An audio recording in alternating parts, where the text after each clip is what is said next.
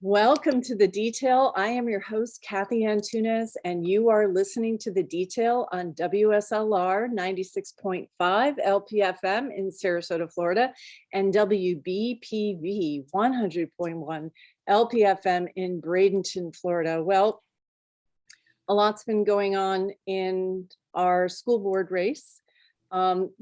We just had a decision denying an application for a corporate charter school.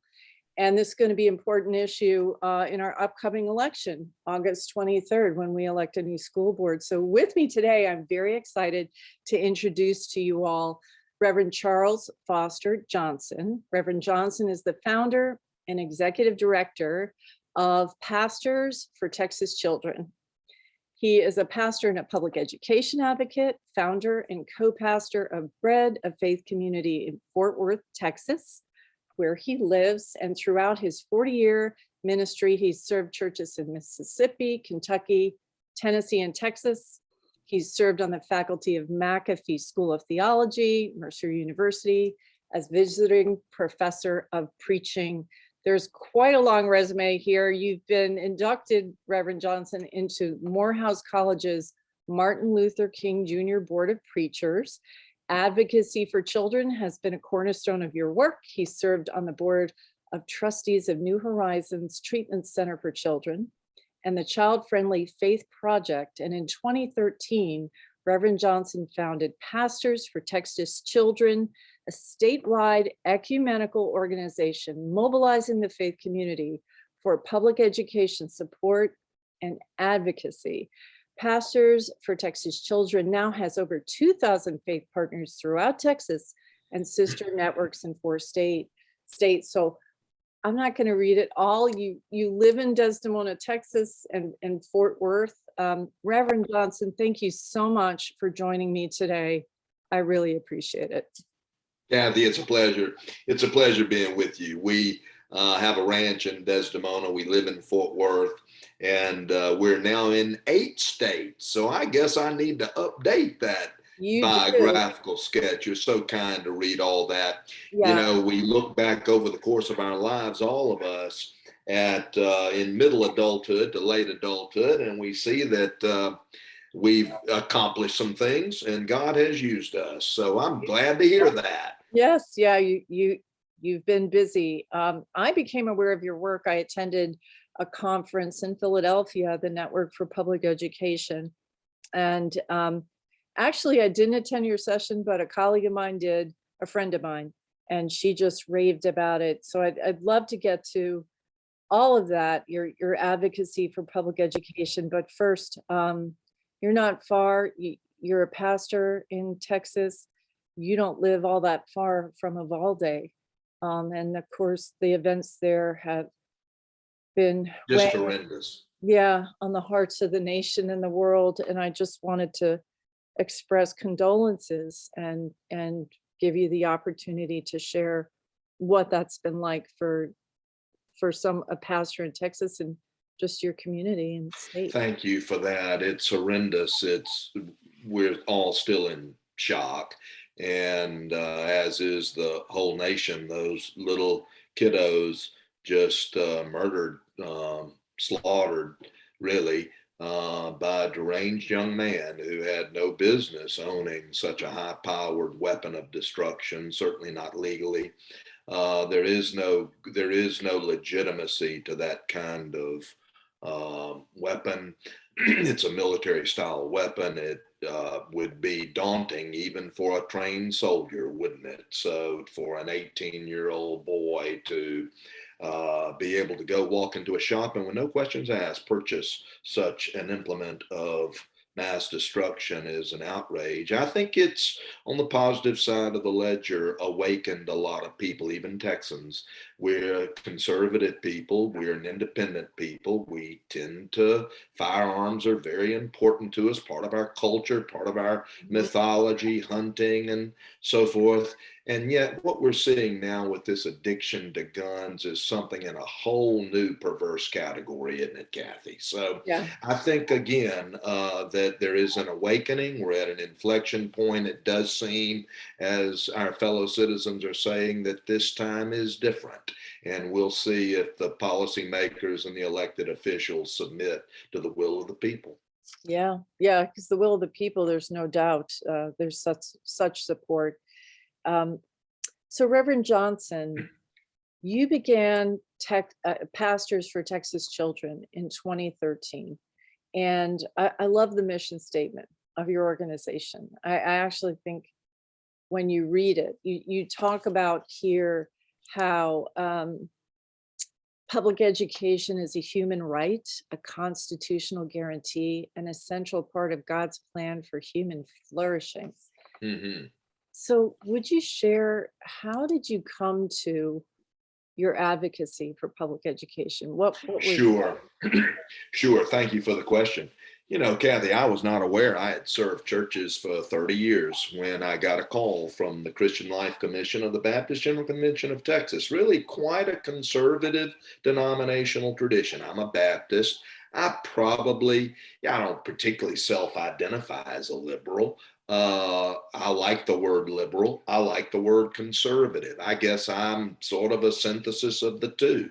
I believe in something that Baptists call the priesthood of all believers. That is the right and the responsibility of every individual voluntarily to find their response to God and to interpret Scripture. We tend to be an egalitarian tradition as Baptists, not top down, not authoritarian. Mhm. We have plenty of authoritarianism about us, believe you me. I guess my friends would probably say I've been on the more progressive side of the spectrum. That would be the more minority position of Baptists in Texas. But the convention, the denomination asked me to represent 5,500 Baptist churches in public school advocacy. The year was 2009. I was leading Broadway Baptist Church, a large historic legacy church downtown Fort Worth. When I got that call, of course, like every minister, congregational leader, I said, sure, I'd be happy to do it. What does it involve? And they said, well, it won't take much time. Let me just tell your listeners that whenever a pastor asks you to do something and says it won't take much time, he Right. or she is lying to you. So, so I got Yeah. involved and I started talking to people, and way led on to way. And it really, I guess I'll give the short form answer. Ministers believe in education. Education is the ability to name God's world. There's a wonderful story in the book of Genesis. God brought all the animals to the human to see what the human would name them. Yeah. Well, that's education. And there is an intuitive positive stance that most ministers of all denominations have toward education. We say the only way universal education for all children can be protected and preserved is by the public. No private model will be able to make good on the promise of education for all children. So in 2013, we launched this 501c3 nonprofit organization, and here we are. We've got now 3,000 plus leaders in our network in Texas, and we're in Oklahoma, Kentucky, Tennessee, Mississippi, Florida, North Carolina, and Alabama. And I just had a Zoom call this morning with leaders in Indiana. So we've got seeds planted in other states too, and we're happy to do this work. We also several years ago formed our 501c4 organization so that we can do more robust electoral engagement, as we call it, advancing public education as an electoral issue. Right. So part of that, I'm going to go on and read a little bit more of that mission statement. This is the part I love. You know, when this sacred trust and provision of God's common good comes under attack by the forces of privatization, we respond with prayer, service, and advocacy. We work for a day when all pastors, all faith leaders, and all people of faith and goodwill support free and fairly funded public schools for all of God's children. That's that's pretty incredible because, I've seen and been really concerned about the forces of privatization. What was it that you saw in your state or in your service for the Baptist ministry that got you concerned about privatization? Uh, Thankfully, we do not have private school vouchers in Texas, and we have played a key role in blocking voucher plan and policy here in Texas. So there's been a huge push for it through session after session after session. Our legislature meets every 2 years. They meet for 180 days every 2 years. Molly Ivins, the wonderful journalist and columnist, said that she wished they met 2 days every 180 years instead. We'd be a lot better off. Anyway, the year was 2011 when $5.5 billion were cut from our already strapped and underfunded public education budget. In 2013, when we were flush again, 3.5 billion of those $5.5 billion were restored, and our leaders went around the state saying almost all the cuts have been restored. And that got our attention. That's what really convicted us. While at the same time, that same session pushing for a private school voucher plan that would divert public money, already now $2 billion behind to private schools. And so we said enough. We've got to mobilize clergy and we've got to make a stand. And that's what we did. Okay. Um, are you seeing a lot of corporate charter schools in Texas? We are. We have this curiosity in Texas. Once the charter is approved by the commissioner of, by the State Board of Education, which is an elected body of 15 trustees. Once they approve a charter, the commissioner can then grant a school under that charter anytime, any place he or she wants. Right now, Mike Morath is our commissioner of education in Texas. He comes from Dallas. He's a privatizer. He wants to advance corporate chain charters. So there is no data, as you know, Cathy, you see it in Florida, really up close and personal. There's no data that shows that charter schools are better than traditional public schools. And oftentimes they are much, much worse. Yeah. So once that charter is granted, then the very wealthy funded charter corporations can work the governor, can work the commissioner, and can plant those schools anywhere they want them. They usually go in high traffic, automobile traffic areas, large parcels of real estate that are very expensive. Wall Street real estate investment trusts will come in, buy up that freeway frontage, Walmart type real estate lot, and then the charter corporation basically uses our tax dollars to lease that land. And guess who owns the title? The Wall Street people own the title, not the people of Florida, not the people of Texas. So it's a big corporate scam. It's a corruption. It's legal corruption. And once the people are aware of it, like you're making them, we're making them, they'll rise up against it. Yeah. Yeah. So, one of the things that really struck me, and this was, there's a white paper out there, and, in the audience, you can Google this.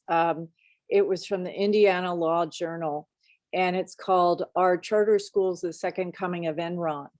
And it describes these kind of abuses, the one you described, because typically the largest municipal budget in any community is the school board budget. Right? That education is a big chunk of our municipal spending. And so when these guys can get their hand in the till and basically, set up a corporation that is for the school, but set up separate corporations like the real estate investment trust that lease the building to the school. But the numbers in that white paper talk about how The corporate charter school can charge up to 40% of the school board budget, where average might be 14% for what I would call like a really local charter school. The charter school provision was just intended to provide an opportunity for communities to create a school that served a particular need. And it's kind of been this loophole you could drive a Mack truck through, which these corporations have. And so then they bundle the leases as you described, and it's another way for Wall Street to get its its hand in the pocket of Main Street. But from what I've read, Reverend Johnson, charter schools have a very high failure rate. And because they can cherry pick students, we've seen in Sarasota County, they get 2 payments from the school board. And when they get their second February payment, we don't have many charter schools, but what they'll do is kick out students who they think are going to perform poorly on the standardized tests. So they keep the That's money, right. they kick the kid out, which a child can lose a whole year of learning when they change schools midstream. It's traumatic. That's right. What did I do wrong? Why am I kicked out of school? The public school then, of course, has to take those kids. Public schools don't cherry pick, they can't. And so you've got these traumatized kids, the profit motive really undermining the well-being of the children.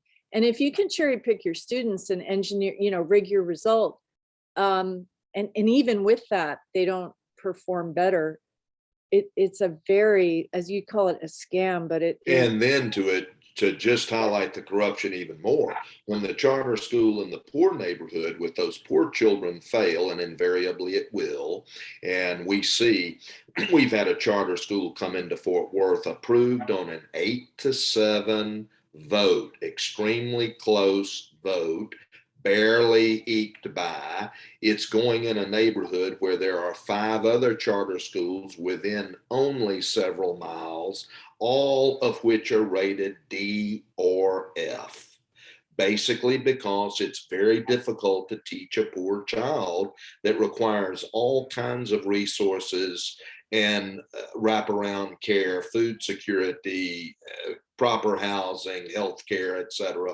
Those children don't receive those basic necessities of life. They come to school traumatized, takes a lot more money to educate them. And we'll get to that in a minute, Cathy. Yeah. But when that charter school fails, then the charter moves out 10, 15 miles to the affluent suburb where they can make money. It's all about commoditizing our kids. Yeah. They cannot make any money off those poor children. I mean, it is so morally unacceptable to even attempt to do so, to look at children as in a cost-effective way. Any parent can tell you children are not cost-effective. It's expensive to raise a child. Anybody that's done so knows that. And so the public trust is responsible for the education of our children. Everybody putting their money into a community chest, and out of that chest coming the resources, to properly train that child. That's the way it's been. That's the way it ought to be. And to privatize it for personal profit and gain is just simply immoral. Yeah, it totally is. I want to get to this notion, and maybe you're talking about community schools, but how are we really best able to help children in poor communities reach their potential? Because certainly they are talented. There's a lot of smart children who just need support and to be pointed in the right direction. At this conference in Philadelphia, there was a gentleman from Camden, New Jersey, describing the situation that you described in Fort Worth. In the city of Camden, the school system's basically been hollowed out. He was by corporate charter schools, and the kids aren't getting served. I know there's a model out there called community school model that actually seeks to support families and students who may have certain needs. Are you familiar with that? that I model? am familiar with it. One of our staff members is heavily involved with community schools. It's an ingenious concept where the health clinic, the dental clinic, the food pantry, the resources are right there in the school. It's a collective impact project. The churches, the businesses, the nonprofits in the neighborhood of the school are mobilized and brokered for the good of that child. It does work, and it takes minimal dollars to implement.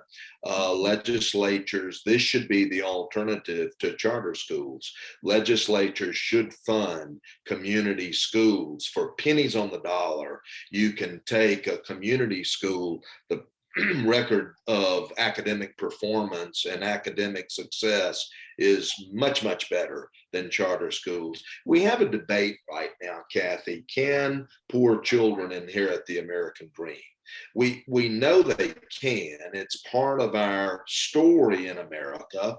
Yeah. Some of our greatest leaders came from modest backgrounds, were public school educated. We know that educators are ingenious community leaders. They know how to take children and properly educate them. They need resources to do so, and they need for state legislatures to quit starving them and scapegoating them as somehow responsible for all of society's ills when they are the answer to society's ills. What if we had a recommitment of the community to educating every child? We don't have Florida leaders and Texas leaders sounding that call. We don't have our political elected officials articulating that moral vision.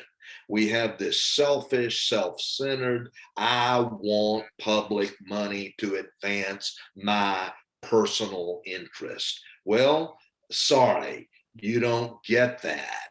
We're going to call you to a public interest. We're going to call you to citizenship anew and afresh. The future of this country is dependent upon every child actualizing their God-given potential.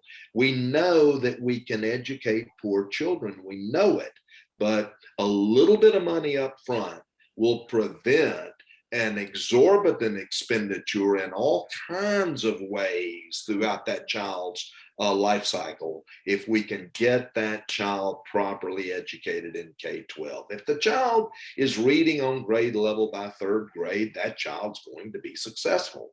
We know that from most of the surveys and from most of the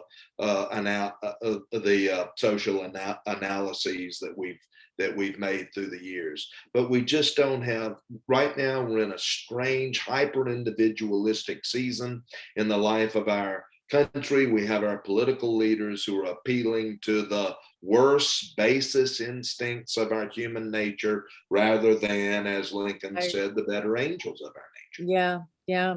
I'd like to unpack what you touched on a bit. My dad was an educator. My sister's an educator. My dad taught in college. I have been, and I remember actually it was Governor Christie. There was one particular clip of his, he was talking to a teacher and basically said, well, didn't you know when you went into education that you weren't going to make a lot of money? They were talking about teacher pay. It was so disrespectful.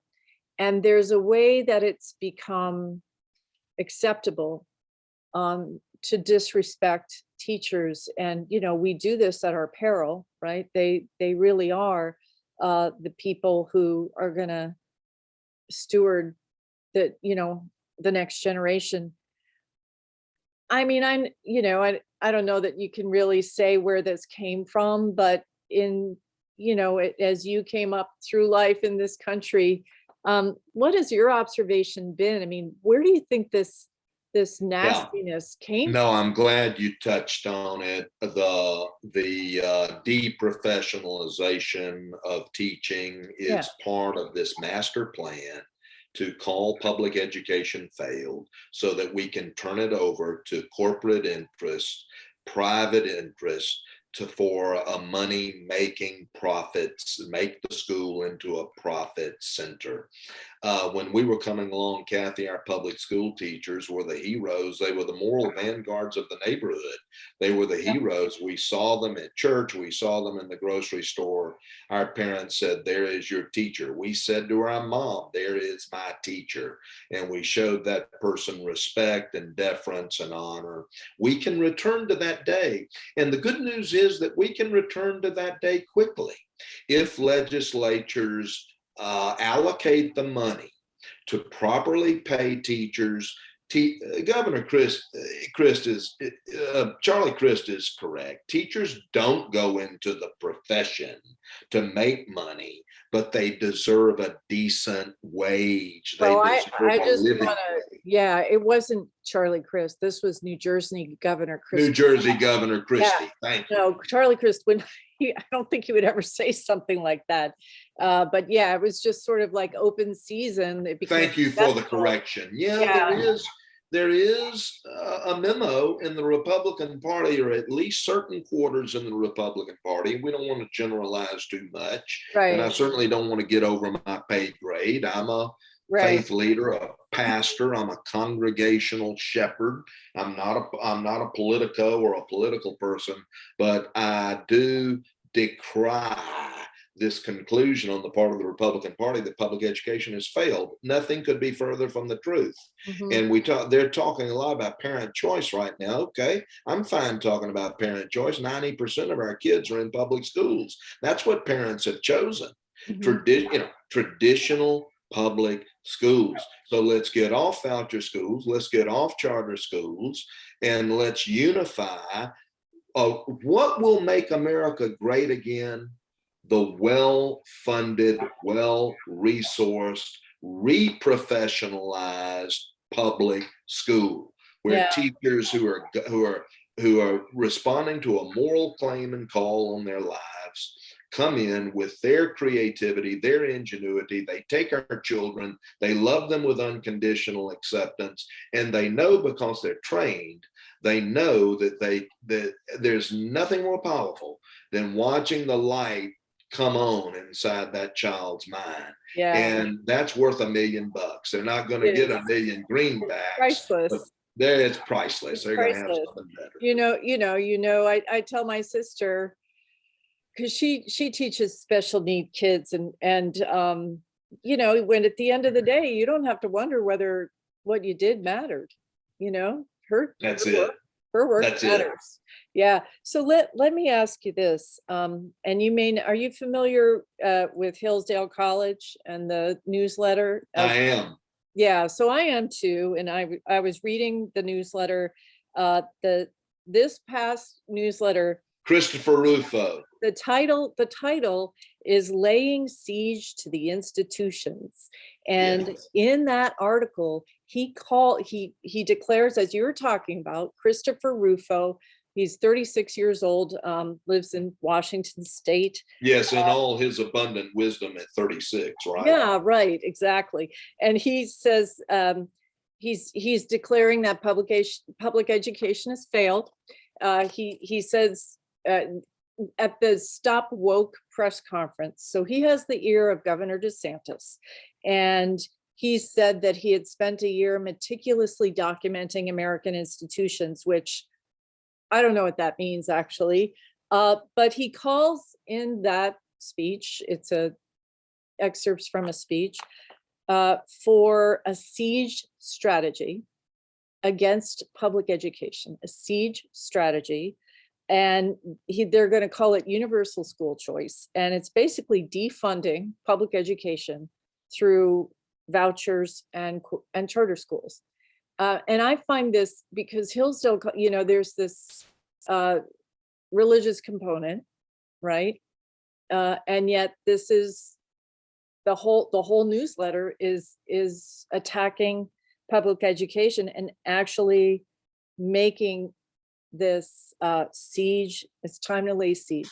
The seed. Yeah, we call it just a chaos project. We're in this curious, again, I use the term, I think it's an idiosyncrasy. I think we will get through it. I think it Yeah. will pass. But Mhm. right now, we're in this tremendous national chaos project where the only agenda is to blow up the institutions that have made this country great. Judicial institutions, legislative institutions, educational institutions, anything in the public trust. This libertarian radical idea, Cathy, is that there's no such thing as a public. There's no such thing as a community. There is only the individual. The prophet of this thinking is this novelist Ayn Rand, who talks about basically she's an atheist. Basically, the human is her own god, and there is no higher power that unifies us into a common good. There is no such thing as loving your neighbor. Well, There there are no children. There's no such thing as there's caring for somebody that's helpless and needs no kids in her book. well In her said. books. Well said. It's- And so, it's immoral. And for Hillsdale College, and I don't know much about Hillsdale College, I am familiar with that newsletter, and I yeah, am, at least I know the name of the college, but they're purportedly a faith-based college, but this is an immoral message. No, the foundation of every faith tradition is love your neighbor, love God, and love your neighbor as yourself. those were, And this is, Jesus is too, he added those two. he And I did. think that, love your neighbor thing, that really can be the toughest thing, right? Because It's true. You father, cannot will, you must will for your neighbor's children what is best for your own children also. And so we have a responsibility. There's this big libertarian, hyper individualistic push now that parents are responsible for their children's education. That is true. Well, you're also responsible for your neighbor's children's education in part. It may be a secondary responsibility, but it is very real. And this is the concept that made America great, by the way, is this communalism, this public responsibility. We were just at the Library of Congress. We took our 13-year-old daughter to Washington, D.C. to instill civic responsibility and civic duty in that young woman. And there's a wonderful phrase emblazoned on the wall of the Library of Congress that there is no virtue greater than the public good. And that's the principle that founded this nation. That's what we need to recover. So what Christopher Rufo's articulating is something very new, very radical. It will not win the day because we will see that we need each other. I think, in fact, I'm going to strike a hopeful chord for your listeners. I think we've just about milked coconut dry. I think that the pendulum has swung as far as it's going to swing in that direction. And it's now starting to swing back to a center where you have people for whom it is self-evident that we need, for the sake of the good of society, to educate all our children. Yeah. If you're just joining us, my guest is Reverend Charles Johnson. He is the founder of Pastors for Texas Children, and we're talking about education, the state of education in the United States, and the forces of privatization. I want to remind everyone that August 23rd is election day for Sarasota County School Board. Yes, it is primary day, but it is election day for our school board. July 25th is the last day to register to vote, and you should go to sarasotavotes.com or votemanatee.com if you're in Manatee County to make sure that your registration is up to date. We've got laws that have changed in Florida, so you want to go and make sure you're registered, find out where your precinct is, make a plan to vote so that you're ready for August 23rd. So Reverend Johnson, I wanted to, because, when I promoted this show on social media, and there are a lot of folks who have kind of a lot of assumptions about what a Baptist minister would want to see happen in public schools. So could you please speak to, or, do you want the Bible? Do you think that you want to see the Bible happening in, Bible study in public Sure. school? What do you have to say to people? Sure. No, we that? honor we call it God's gift of religious liberty, Cathy. The corollary to that is the doctrine of the separation of the church from the state. The immortal words of the First Amendment to the Constitution of the United States is this government shall make no establishment of religion nor prohibit the free exercise thereof. The place where we learn that axiom of American democracy is the public school. So we honor it. We do not want any public institution that accepts all people, regardless of faith tradition or no faith tradition at all, to advance any religious cause. To do so is not only unconstitutional, my friend, we believe it's immoral. We believe that is wrong. Let me just give a little 1-minute theology lesson. All faith is voluntary. If it's not voluntary, it's not faith. It is something else. It's coercion, it's compliance, it is some kind of tyranny. This nation was founded on the concept of religious liberty. And from the start, there were people of all 3 great world religious traditions, including Islam, who were here in America. Roger Williams, one of the founders of our nation, referenced Mohammedans, he called them, who should enjoy the legal protection of this government also. Actually, the Quran says there is no compulsion in religion. I mean, there you go. It is, the heart is free, the human is free, and all faith is free. And so this is a huge concept, organizing principle for us. And the beautiful thing is that is taught in public schools. So now we have this, again, novel concept of using the public school somehow to advance my own religious preference. Well, you get in Tallahassee before the state legislature of Florida, you get in Austin before the state legislature of Texas, and we say, Senator, so you want that Baptist doctrine taught? Oh yeah, I'm all for that. Well, what about that Catholic doctrine? Oh yeah, we've got a lot of Catholics in Florida. That'd be fine. Okay, well, let's carry this a little further. How about that Islamic madrasa down there in Miami, down there in Houston? You want that doctrine taught in our public schools? Well, now, Pastor, what you talking about? I don't know about that. I guess it'd be all right if they don't. One senator said that'd be okay if they're not terrorists. And so I smiled and said, well, okay, let's carry it a step further. How about that Wiccan school down in San Antonio? No, I don't believe I want that. And I said, well, Senator, you wouldn't have any option. You'd have to do them all. Yeah. You'd have to do them all. Yeah. And that's the problem. And as far as, the idea of Christianity, you ask someone from Ireland how it works out, which you get Protestants and Catholics, right? And no matter what religion, you're always going to find something to fight about, right? And we need to keep that. I'm really, so, this is controversial, and you'll get some calls about this. I hope your listeners will follow me for a full 60 seconds here, Cathy. Okay. We believe, as I say, in something called the priesthood of every believer. Our Roman Catholic friends don't believe in that.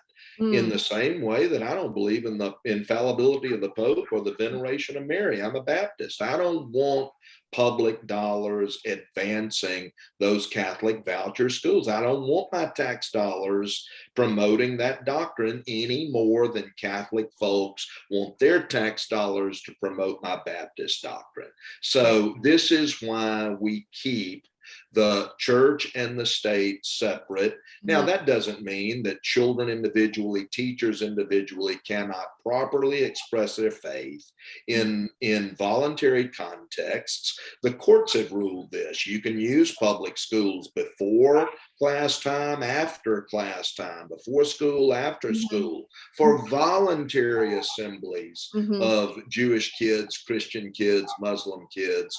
This is permissible, but to use the power of the state to advance, that's wrong. Right. Well, I always joke, there's plenty of prayer in school right before the tests. I always did. As long as there's tests, there'll be prayers. Oh yeah, as long as there, or any competition. Well, I did want to give you the opportunity, in the state of Florida, we've got this legislation. Well, there's a couple things. Stop Woke, which really is an anti-CRT. So you're not supposed to make kids feel guilty about history, but it's really had a chilling effect, and it seems to also be creating, kind of a racist baiting sort of. It's very, this wasn't a problem. All of a sudden, it's it seems like a solution in search of a problem. Well, it is. But it was created. And there might have been individual cases. I'm not saying that there are never any problems between that, but also the Don't Say Gay legislation. And I know people would be very interested in your take on what is the role for public education when it comes to gender issues, or how we teach history and deal with slavery. Sure. First of all, education is a local authority. It should be. It should not be principally a state or federal responsibility. It should be community by community. So communities are going to change as to what the proper standards are. Florida is an urban state with lots of diversity. It is certainly part of a fully rounded education to talk about all kinds of human tendencies, human preferences, human behavior, including homosexuality, certainly our racial history in America. This nation was founded with the institution of the enslavement of fellow human beings. We must talk about that. We must expose it. We must convey this shadow side of our national life to our children. Our children have a moral bearing. They've got an internal moral barometer. They are able, in age-appropriate ways, to receive this instruction. Same with the issue of homosexuality. There is no grooming that's involved in, you're not making a child gay because you talk about gays in a public school. That's just such a ludicrous myth. It's so based in fear and religious reactionism. So again, I think that you're going to see some of these bills that have come to light in this very unfortunate season in our national life. They will play out. They will be repealed. We will see that it's a reactionism that comes out of this season that we're in our national life right now, where fear and shame simply rules the day. We will find the better angels of our nature, and we will find elected officials who will express those impulses and those hopes and those aspirations for us. Yeah, I talk with friends, obviously so much concern about what's going on. And I think sometimes, part of the plan is you can't really transform something or clean it up if you don't know it's there. And these things may have been suppressed for a while, and we're, Well, this is a spiritual concept, isn't it? In every tradition, repentance means our AA folks talk about a searching moral inventory. You have to have a full sweeping expression of how your behavior has harmed others. We have to do that in our national history also. Yeah, we sure do. there are a couple stories I thought, I actually have a master's in divinity. And one of my favorite stories, well, there's two. The only time Jesus ever got angry was at the money changers in the temple. And these were folks who were actually erecting barriers and making it hard for those of modest means to participate in, in the spiritual life, right? They were, in fact. Yeah. So, when our collective public life, when I look at these corporate charter schools, to me, they are the modern equivalent of the money changers. While all these folks are focused on CRT and social issues where we're just going to have to talk with each other and come to some understanding about each other, whether it's gender issues, whether it's the history of the country, the money changers, the people who are looking to profit off of, and skim or steal from the public purse are these profiteers. Profiteering is what? Let's unpack that Bible story. I think Yeah. everybody knows I that want to hear phrase. you tell it. I want to Everybody knows that phrase. I'm so glad you asked me, Cathy. It's a great story.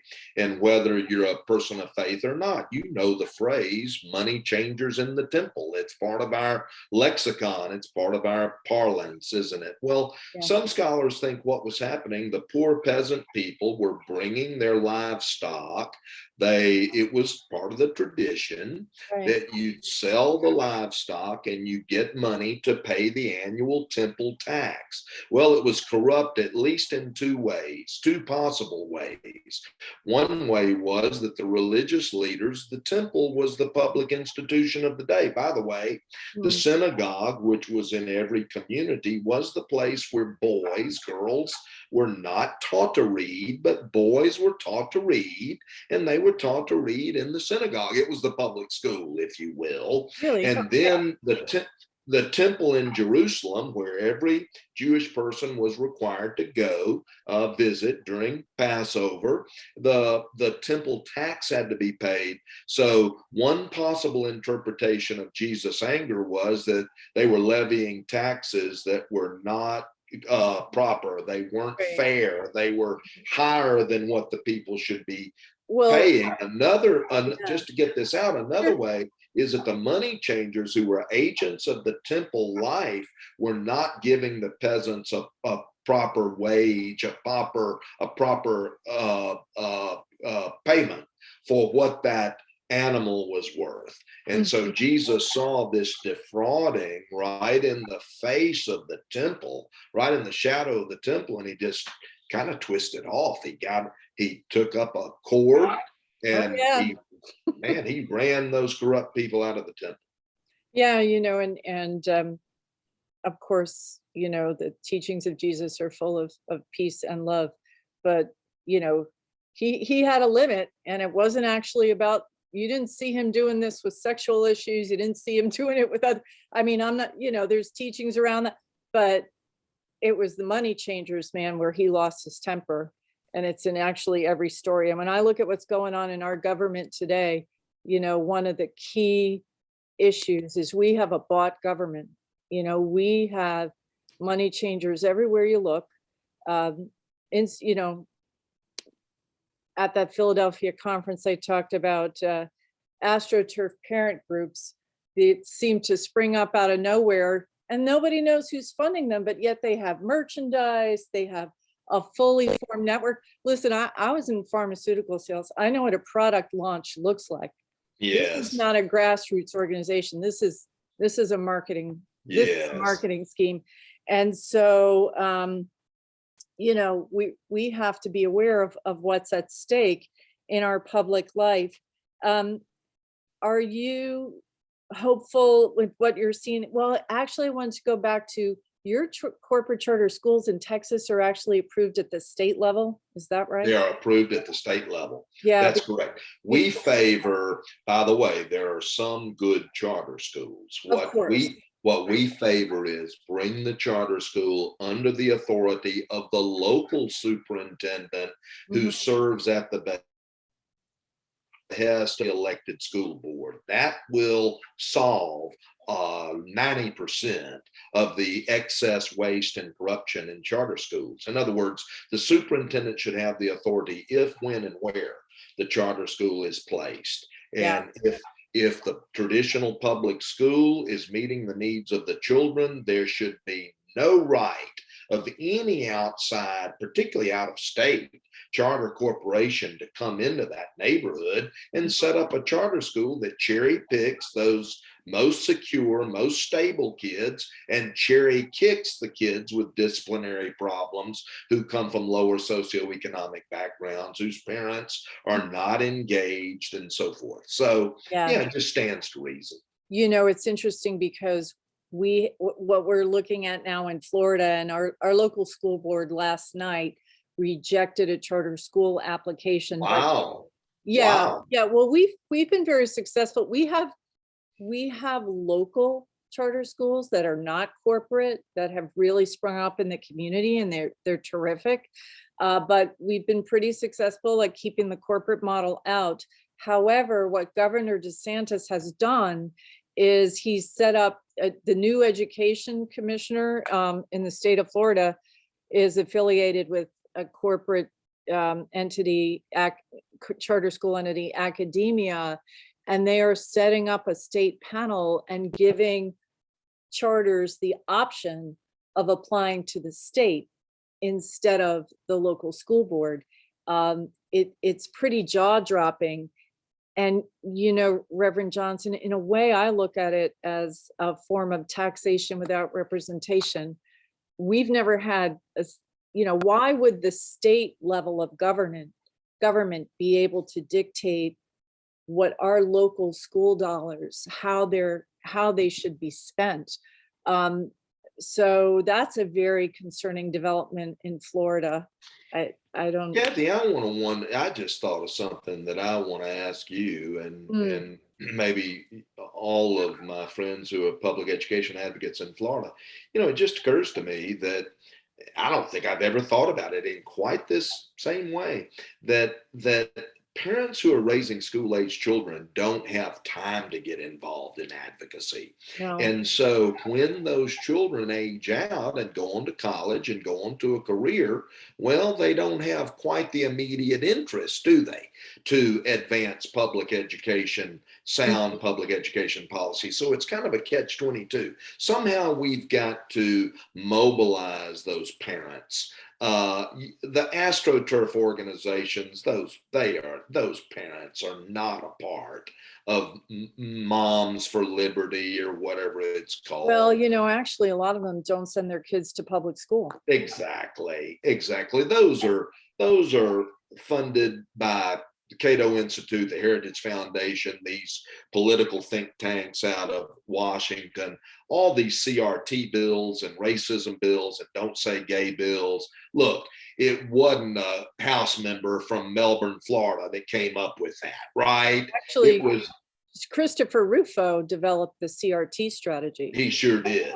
Yeah. Because he was paid big bucks to do it by ALEC. And I don't know if it was ALEC. I don't know the specific outfit, but I do know that these Koch brothers funded organizations who want to destroy public schools and want to replace public schools with a private model. We do that, you'll have a few haves and a whole bunch of have-nots. And you talk about the problems of society exponentially increasing. That's what will happen. The people will push back against that. We will find, I think, a better common cause, and I think we'll find it soon. Yeah, that would be great. Well, we have a few minutes left, and I just wanted to get your take on one of my other favorite stories from the New Testament. And this is in Matthew chapter 21. And it's about two sons whose father asked them to go work in the vineyard. Right. And one son says, yeah, Dad, I'll do that. But then he doesn't. And another one says, nah, I don't want to do that. But then he winds up and he does what the father asks him to do. So I'm going to let you take it from there. I think there's some application to what's going on in our I society. want to hear your application. Okay, so I'll just jump in. It. What mhm, a great question. What a great question, Kathy. You're a Bible scholar. I'm glad for it. I'm all for I don't reading know the about Bible. that, but I'm all for reading the Bible. I think it's a mhm, great thing. Well, Jesus taught in parables, and the reason he did was so that we could keep chewing on these eternal stories. They chew on us, and we right, chew on them. yeah, And indirect communication is such a great way to get at a universal truth. I think part of the meaning, I certainly don't know the whole meaning of that parable, but part of the meaning is walk your talk. And it's better if you're going to choose one, the walk is better than the then talk. the talk, yeah, And word has to become flesh. And just because you say the right thing doesn't mean you do the right thing. yeah, And so, we've got a lot of people today in Florida and Texas going around, God, God, Lord, Lord, talking all this religious talk. Well, make your walk match your talk. Word becomes flesh. And if it doesn't have integrity. yeah. Maybe that's part of the meaning. I agree with that. I think that whole love your neighbor thing's pretty important. Pretty important. It Whether is. whether you're whatever religion you are, and one of the things I love about that mission statement of Pastors for Texas Children is you talk about people of faith and people of goodwill. There's people out there who are walking the walk, and they may not necessarily be going to church, but they are Oh people my of goodwill. goodness. Let me just say for our audience, the church is in a time of real confusion and upheaval also. So we're in a time of transition. And I think the church will get its act together in a better way also. But Mhm. right now we have a few shrill voices that are intolerant and full of hate and exclusion, and they get the headlines in the paper, and sometimes they serve big old churches. Look, just go to the tiny little church in your neighborhood and learn to love the people on the pew next to you and love your neighbor as yourself. And God will be honored and you'll be enriched. Well, on that note, I want to thank you so much, Reverend Johnson, for joining me today. Reverend Charles Johnson is the founder of Pastors for Texas Children. It's an advocacy organization for public education. And it's been a complete pleasure. I so appreciate your wisdom. And where should people go if they want to learn more about your work? Go to our website, www.pastorsfortexaschildren.com. Go to our Facebook page. That'll give you a good snapshot, Pastors for Texas Children. We're on Twitter, Pastors4TX Kids. And check out Pastors for Florida Children also. I Yes. think you can find them Pastors4FL Kids, I think. Okay. And Reverend Rachel Shepard out of Jacksonville leads our group there. It's smaller, but y'all are up against it down there in Florida with Jeb Bush pushing all this privatization and now DeSantis. But be not weary in well doing, and little things go a long way. They surely do. I want to thank everyone for listening. You've been listening to The Detail on WSLR 96.5 LPFM in Sarasota, Florida, and WBPV 100.1 LPFM in Bradenton, Florida. And remember, August 23rd is Election Day for the Sarasota County School Board and Manatee County School Boards. July 25th is the registration deadline for voter registration. Go to sarasotavotes.com and votemanatee.com to make sure your registration is up to date, to find your precinct, and to make a plan to vote. Thank you all for listening. Make it a great day.